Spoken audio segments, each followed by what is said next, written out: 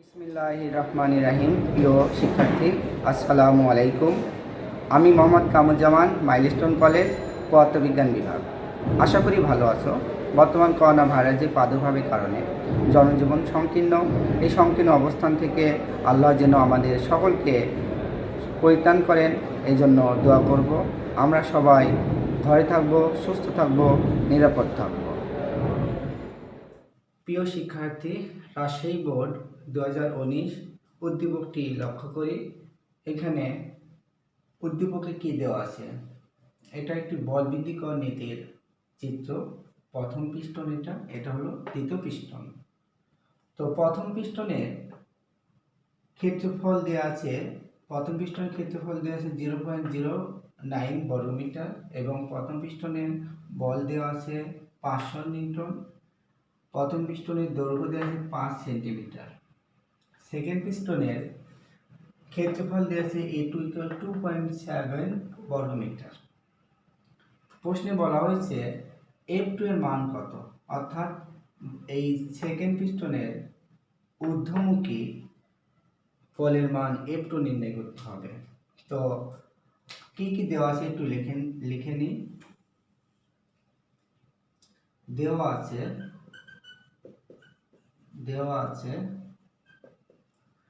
আছে প্রথম পিস্টনের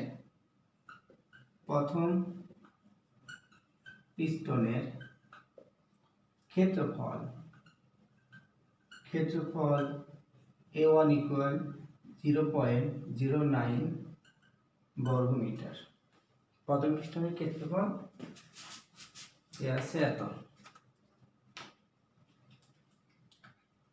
দ্বিতীয়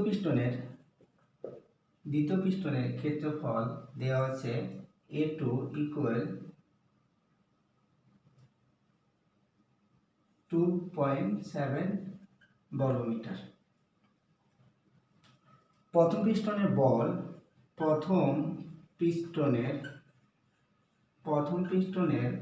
বল F1 = 500 নিউটন। প্রশ্নে বলা হয়েছে গয়ে F2 এর মান কত, অর্থাৎ সেকেন্ড পিস্টনের বল F2 = ঊর্ধ্বমুখী বল নির্ণয় করতে হবে। আমরা জানি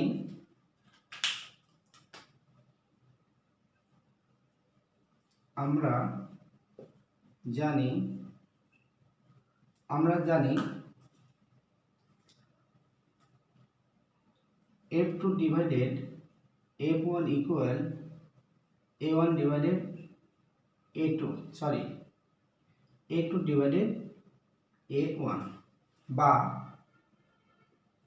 F2 গুণন A1 = F1 গুণন A2, বা F2 = F1 গুণন A1 divided A2 divided A1। এখানে মানটা বসিয়ে দিই। F1 এর মান দেওয়া আছে 500 গুণন A2 এর মান দেওয়া আছে কত? A2 এর মান দেওয়া আছে 2.7, A1 এর মান দেওয়া আছে 0.09। এটাকে ক্যালকুলেশন করলে কত হবে? ক্যালকুলেশন করলে হবে 15000 এত নিউটন। অতএব F2 কত পেলাম? 15000 নিউটন। আশা করি গ নম্বর প্রশ্নটি সবাই বুঝতে পেরেছ। প্রিয় শিক্ষার্থী, 1 নং উদ্দীপকের ঘ নং প্রশ্নটি একবার দেখে নিই। উদ্দীপকের প্রদত্ত তথ্যাবলী অনুসারে উভয় পিস্টনের কাজের পরিবর্তন হয়েছে কিনা যুক্তিসহ বিশ্লেষণ করো। এই পিস্টনের ক্ষেত্রে কাজের পরিমাণ, অর্থাৎ প্রথম পিস্টনের কাজের পরিমাণ এবং দ্বিতীয় পিস্টনের কাজের পরিমাণ পরিবর্তন হয়েছে কিনা গাণিতিক সহ ব্যাখ্যা করতে হবে। তো চলো আমরা সমাধানটি করি। প্রথমে প্রথম পিস্টনের পিস্টনের ক্ষেত্রে কাজের পরিমাণ প্রথম পিস্টনের ক্ষেত্রে কাজের পরিমাণ W1 ইকুয়াল F1 L1। আমরা জানি কাজ বল গুণন সরণ। তো কি দেওয়া আছে?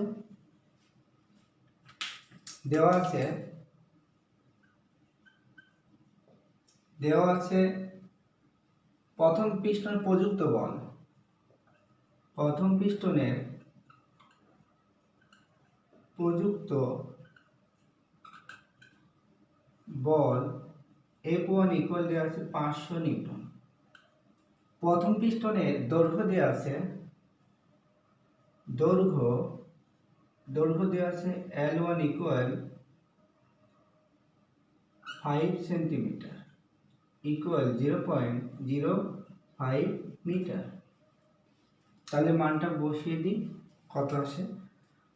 500 গুণন 0.05, ক্যালকুলেশন করলে কত হবে? ক্যালকুলেশন করলে 25 জুল হবে। অতএব W1 পেলাম কি? 25 জুল। এইখানে কাজ, প্রথম পিস্টনের কাজের পরিমাণ পেলাম W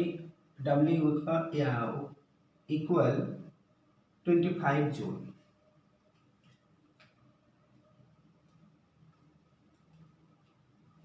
এক্ষেত্রে প্রথম পিস্টনে অপসারিত তরলের আয়তন, অর্থাৎ এখানে বল প্রয়োগ করার ফলে পিস্টনটা নিচে নামবে। নিচে নামলে এই তরল পদার্থ কি হবে? এখান থেকে অপসারিত হবে। এই তরল পদার্থ অপসারিত কোথায় প্রবেশ করবে? সেকেন্ড পিস্টনে, অর্থাৎ F2 বলের কি করবে? কাজ করবে। তাহলে আমরা লিখতে পারি প্রথম পিস্টনের অপসারিত তরলের আয়তন দ্বিতীয় পিস্টনে প্রবেশকৃত তরলের আয়তনের সমান হবে। আমি আবারও বলছি, প্রথম পিস্টনের অপসারিত তরলের আয়তন দ্বিতীয় পিস্টনে প্রবেশকৃত তরলের আয়তনের সমান হবে। অতএব আমি লিখতে পারি কি? অতএব A1 L1 equal A2 L2। এখান থেকে আমাকে L2টা বের করতে হবে। তাহলে কি দেওয়া আছে? দেওয়া আছে প্রথম পিস্টনের ক্ষেত্রফল A1 ইকুয়াল 0.09 বর্গমিটার। প্রথম পিস্টনের দৈর্ঘ্য দেওয়া আছে L1 ইকুয়াল, আমরা এখানে নির্ণয় করেছিলাম 0.05 মিটার। দ্বিতীয় পিস্টনের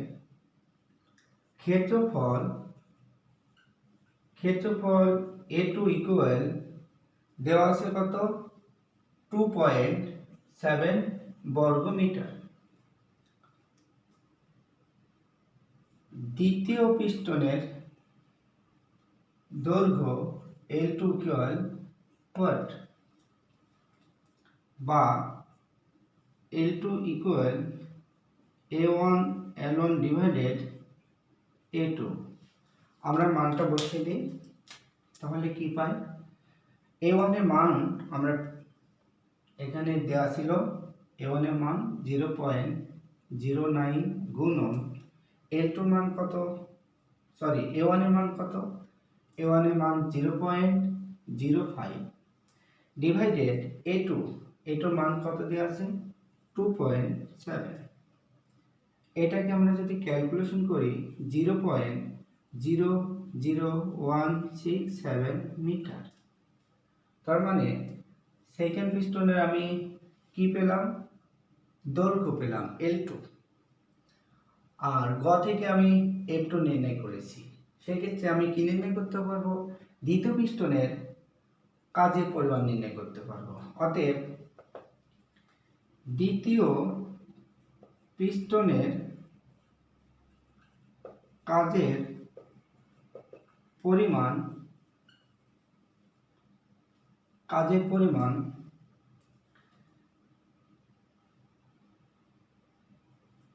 দ্বিতীয় পিস্টনের কাজের পরিমাণ W2 ইকুয়াল F2 L2। কি দেওয়া আছে একটু লিখে নেব। F2 মান কত? গ হতে পাই F2 ইকুয়াল 15,000 নিউটন এবং L2 নির্ণয় করেছি কত? বড় পিস্টনের দৈর্ঘ্য নির্ণয় করেছি কত? বড় পিস্টন না বলে সেকেন্ড পিস্টনের দৈর্ঘ্য L2 ইকুয়াল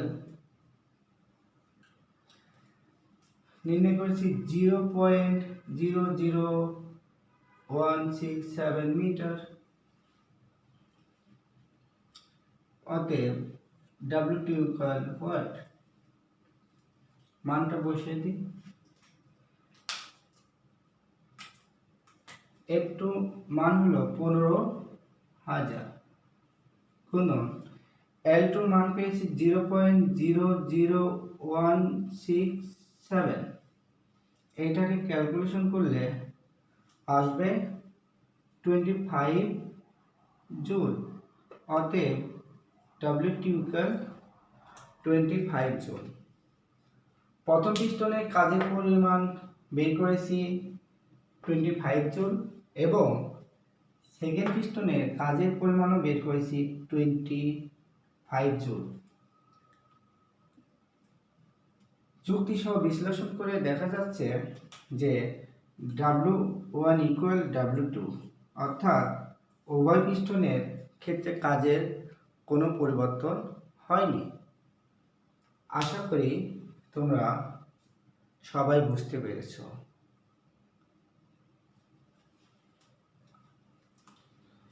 প্রিয় শিক্ষার্থী, বরিশাল বোর্ড 2016 উদ্দীপকটি লক্ষ্য করি। উদ্দীপকে একটি বলভিত্তিকরণ নীতির চিত্র দেওয়া আছে। এখানে প্রথম পিস্টন, এটা হলো দ্বিতীয় পিস্টন। প্রথম পিস্টনের ক্ষেত্রফল দেওয়া আছে A1 ইকুয়াল 0.5 বর্গমিটার এবং প্রথম পিস্টনের ভর দেওয়া আছে, প্রথম পিস্টনের উপর ভর দেওয়া আছে 10 কেজি এবং দ্বিতীয় পিস্টনের ক্ষেত্রফল দেওয়া আছে 25 বর্গ মিটার। গ নম্বর প্রশ্নে বলা হয়েছে ছোট পিস্টনের উপর 10 কেজি ভর চাপালে, এটা হলো ছোট পিস্টনের উপরে 10 কেজি ভর চাপালে বড় পিস্টনের উপর কি পরিমাণ ঊর্ধ্বমুখী বল অনুভূত হবে। অর্থাৎ এই ছোট পিস্টনে কম মানের যদি বল দেওয়া হয়, বড় পিস্টনে সেটা বহুগুণ বৃদ্ধি পায়, আমাকে নির্ণয় করতে হবে। গ নম্বর প্রশ্নের উদ্দীপকে কি দেওয়া আছে একটু লিখে নেব। দেওয়া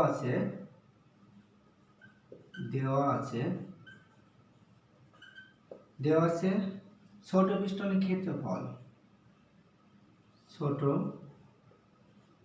পিস্টনের ক্ষেত্রফল A1 ইকুয়াল 0.5 বর্গমিটার। বড় পিস্টনের ক্ষেত্রফল, বড় পিস্টনের ক্ষেত্রফল A2 ইকুয়াল 25 বর্গমিটার। ছোট পিস্টনের উপর ভর দেওয়া আছে কিন্তু বল দেওয়া নেই, তো আমরা জানি ভর দেওয়া থাকলে বলটা বের করতে হয়। ছোট পিস্টনের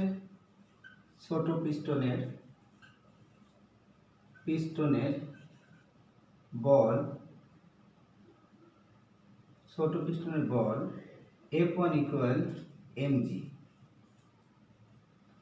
m এর মান দেওয়া আছে 10 কেজি, 10 গুণন 9.81। আমরা জানি অভিকর্ষ ত্বরণের মান 9.81। একে ক্যালকুলেশন করলে কত আসে 98.1 নিউটন। বড় পিস্টনের উপর কি পরিমাণ ঊর্ধ্বমুখী বল অনুভূত হবে? তার মানে বড় পিস্টনের ঊর্ধ্বমুখী বল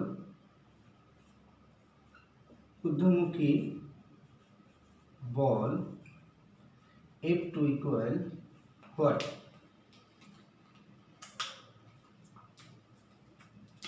আমরা জানি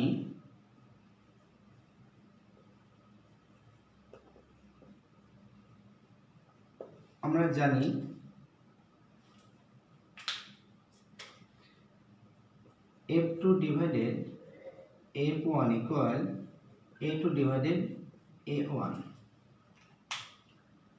এখানে F2 বের করতে বলা হয়েছে, অর্থাৎ বা লিখলাম F2 গুণন A1 equal F1 গুণন A2 বা F2 equal F1 গুণন A2 divided A1। এখানে মানটা একটু বসিয়ে দেব। F1 এর মান আমরা কত পেয়েছি 98.1 গুণন A2 কত দেওয়া আছে 25 ডিভাইডেড A1 এর মান দেওয়া আছে কত 0.5। এটাকে ক্যালকুলেশন করলে আসবে 4905 নিউটন, অর্থাৎ F2 পেলাম কত 4905 নিউটন। আশা করি বুঝতে পেরেছো। তারপরে আমি আরেকটু ক্লিয়ার করে বলবো, এই পিস্টনের উপরে বল F1 এর মান ছিল 98.1 নিউটন। এই অল্প মানের বলটা দেওয়ার জন্য এই পিস্টনের ঊর্ধ্বমুখী বলটা পেয়েছি কত 4905 নিউটন। তোমরা দেখতেই পাচ্ছ F1 পিস্টনে যদি নিম্নমুখী বল দেওয়া হয় সেটা F2 পিস্টনের অর্থাৎ ঊর্ধ্বমুখী বলটা পাবো বেশি। এবার ঘ নম্বর প্রশ্নটি লক্ষ্য করি, যদি বড় পিস্টনের উপর 100 কেজি ভর চাপানো হয় তাহলে বড় পিস্টনের উপরে ওঠা রোধ সম্ভব হবে কিনা গাণিতিকভাবে বিশ্লেষণ করো। অর্থাৎ এই বড় পিস্টনের ঊর্ধ্বমুখী বল পেয়েছিলাম যে বলটা, সেই বলের সঙ্গে এই বড় পিস্টনের উপর যখন আমি 100 কেজি ভর চাপাবো তখন এটা নিম্নমুখী বল দেবে। তো ঊর্ধ্বমুখী বল এবং নিম্নমুখী বল আমি তুলনা করে বুঝতে পারবো যে বড় পিস্টনের উপরে ওঠা রোধ করা সম্ভব হবে কিনা। চলো আমরা সমাধান করি। প্রথমে গ হতে পাই, গ নং হতে পাই বড় পিস্টনের ওপর ঊর্ধ্বমুখী বল F2 ইকুয়াল পেয়েছিলাম 4905 নিউটন। এবার আমি যখন 100 কেজি ভর এখানে চাপাবো সেক্ষেত্রে নিম্নমুখী বলটা আমার নির্ণয় করতে হবে। অতএব বড় পিস্টনের ওপর নিম্নমুখী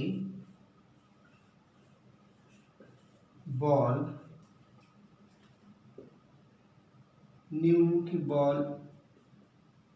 F2 প্রাইম ইকুয়াল mg। এখানে দেওয়া আছে কি, এখানে ভর দেওয়া আছে কত 100 কেজি, অর্থাৎ এখানে আমি 100 কেজি ভর দেব, সেক্ষেত্রে নিম্নমুখী বল কত হবে।